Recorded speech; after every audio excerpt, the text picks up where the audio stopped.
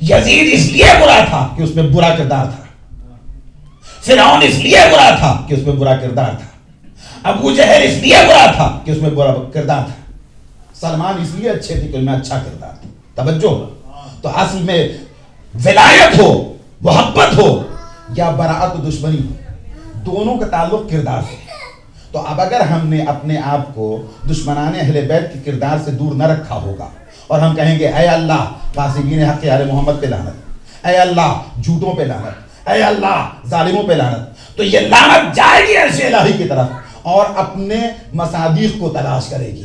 جہاں جہاں غضب کا کردار ہوگا، جیسے ان کے گلے میں پہنچے گا لعنت کا تو اسی صورت سے ہمارے گلے میں بھی آئے گا. لعنت اپنا مزداق ڈھونڈ لے گی. تو اگر اپنے آپ کو اپنی بھیجی ہوئی لعنت سے بچانا ہے تو ہمیں یہ سب سے پہلی کوشش کرنا ہوگی کہ ہمارا وہ کردار نہ ہو جو ان کا کردار ہے.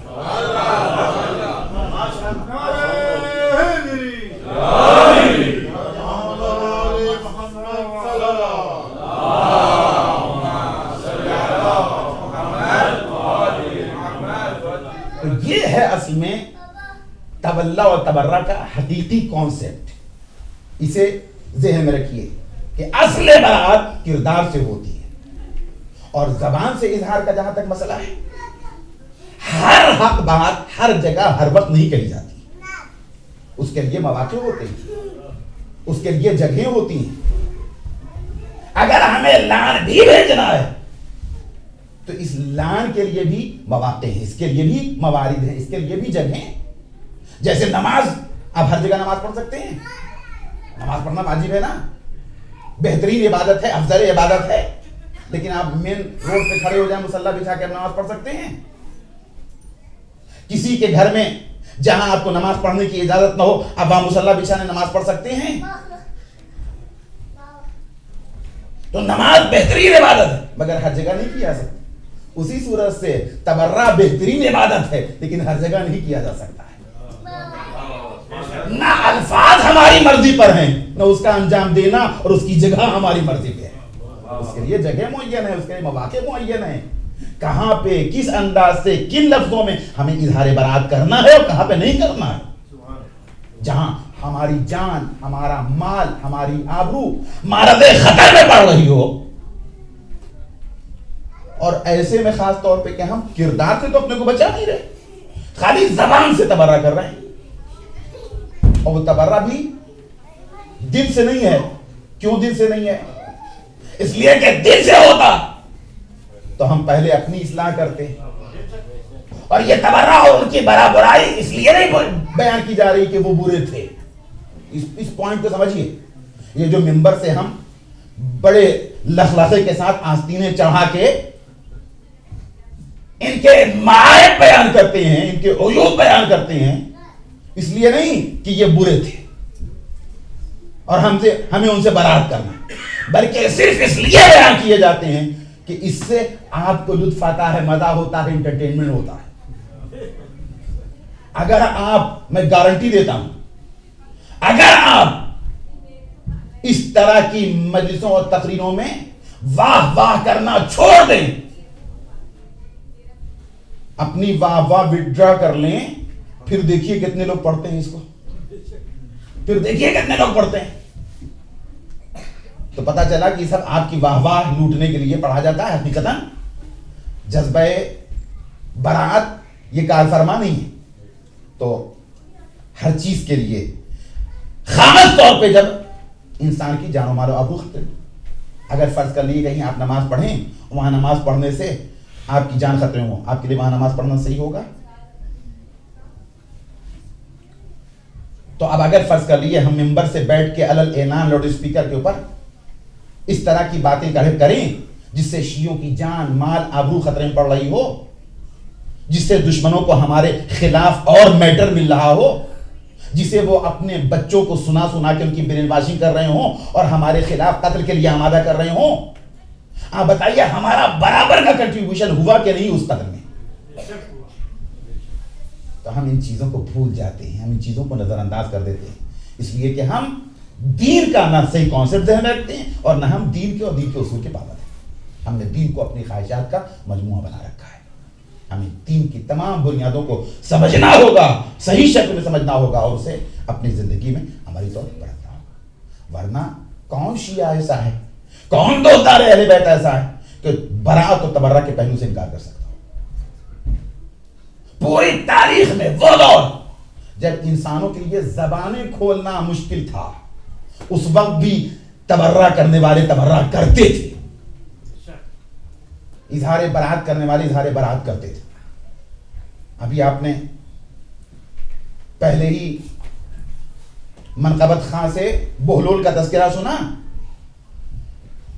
وہ بہلول کہ جو اپنے زمانے کا مانا ہوا عالم دین. میں اپنی گفتگو اختتام تک لا رہا ہوں.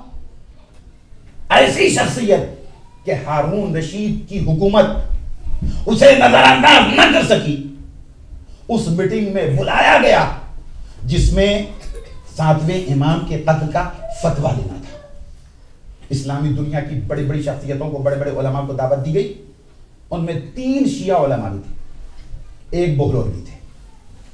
جب کھانے کے بعد یہ بات رکھی گئی, یہ تجویز رکھی گئی, تو ان تینوں نے فوراً کہا کہ نہیں, ہم اس وقت اس کا کوئی جواب نہیں دے سکتے, ہمیں اس پہ سوچنے کا موقع ملنا چاہیے. تو ہارون نے کہا ٹھیک ہے, تمہیں فرصت دی جاتی ہے, مہلت دی. یہ لوگ واپس آئے, امام نظر بند تھے. کسی صورت سے امام کی خدمت میں انہوں نے لکھ کے بھیجا کہ مولا یہ مشکلات پڑی, اب ہم کیا کریں. امام نے ان سب کی فہم پر اور معرفت پہ بھروسہ کرتے ہوئے صرف ایک حرف لکھا ہے ان کے جواب میں, حرف جیم. اور ان میں سے ہر شخص نے اپنے اپنے اعتبار سے اس کے مطالب نکالے. چنانچہ ایک صاحب نے اس کا مطلب کہا جبل, جیم سے مراد جبل, یعنی امام کہتے ہیں پہاڑیوں میں چلے جاؤ, آبادیوں کو چھوڑ دو, نہ تم آبادی میں رہو گے نہ لوگ تم سے میرے قتل کا فتویٰ مانگیں گے.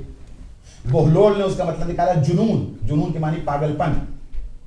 کتنا مشکل کام ہے جس کی اتنی بڑی شخصیت, یہ عظیم ہستی, جیسے ہی انہوں نے کہا کہ امام کا کی مراد یہ کہ اپنے کو پاگل ظاہر کرو, جب تم پاگل ظاہر کرو گے تو لوگ تم سے فتویٰ نہیں مانگے. تو بہلول فوراً ایک ڈنڈا اپنے زانوؤں کے درمیان دبا کے باہر بازار میں آ گئے اور اچک اچک کے کہنے لگے میرے گھوڑے سے اچھا کس کا گھوڑا ہے, میرے گھوڑے سے اچھا کس کا گھوڑا ہے. کہ لوگ سمجھے کہ ہاں بہلول کا معلوم ہوتا ہے کہ دماغ.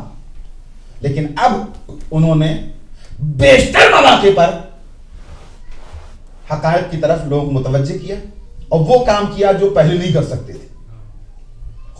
خود مامون رشید کے منہ پہ جا کے تبرہ کرنا کوئی آسان کام ہے؟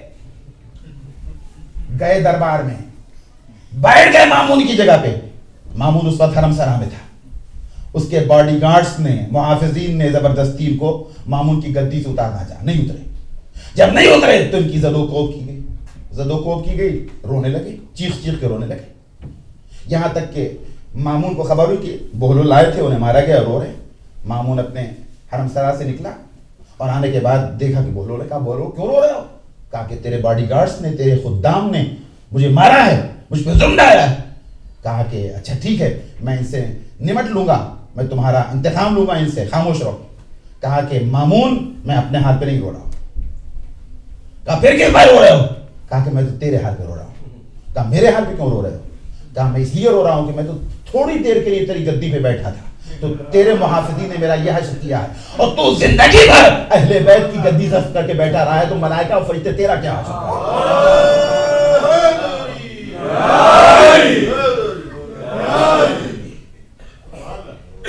بہلول ایک ویرانے میں, ایک خرابے میں بیٹھے ہوئے. ہارون رشید کا ادھر سے گزر ہوا, دیکھا کہ بہلول سر جھکائے بیٹھے, شاید بھوکے.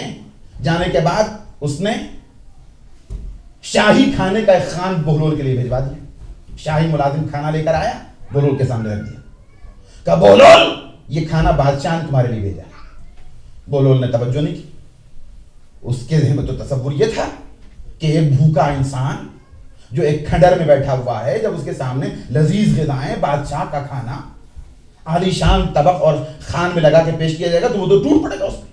لیکن بہلول نے سنی انسنی کر دی, کوئی توجہ نہیں. کہا بہلول یہ کھانا تمہارے لیے ہے, بادشاہ نے بھیجوایا ہے, یہ شاہی کھانا ہے. بہلول اٹھے, پورا کھانے کا خوان لیا, پاس میں کتا بیٹھا تھا اس کے سامنے گرا دیا, سارا کھانا اس کے سامنے ڈھیر کر دیا.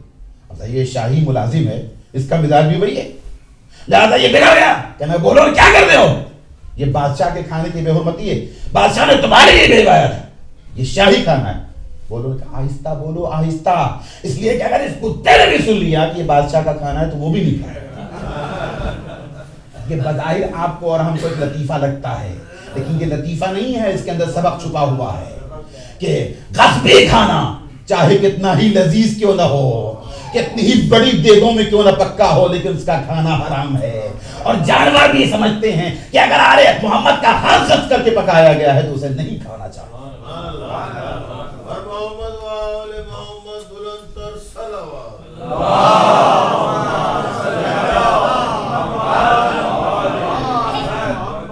بس اللہ کی بارگاہ میں یہ دعا ہے کہ ہمیں اپنے دین کو سمجھنے کی اور اس پہ عمل کرنے کی توفیق ہمارے، اور ولایت اور براعت یہ دونوں برابر کے پہلو ہیں۔ ہمیں اہل بیت کی محبت پہ بھی ثابت قدم رکھیں اور ان کے دشمنوں کی نفرت اور براعت کے معاملے میں بھی ہم کو ثابت قدم رکھیں۔ کبھی کسی دشمن اہل بیت، کسی دشمن علی، کسی دشمن امام زمانہ کے سلسلے میں ہمارے دل میں کبھی کوئی نر پہلو نہ پیدا ہونے، اور ہم اپنے آپ کو امام زمانہ کی خدمت میں پہنچنے کے لیے اور امام کے ناصروں میں شامل ہونے کے لیے اس لائق بنائیں کہ امام کی خدمت کر سکیں اور امام کے سپاہی بن سکیں۔ ماننے والے ہمارے امام کے ظہور میں تاجر فرما اور ہماری تہنیت آج کی تاریخ کی مناسبت سے ہمارے امام کی بارگاہ میں پہنچا دی۔ آمین۔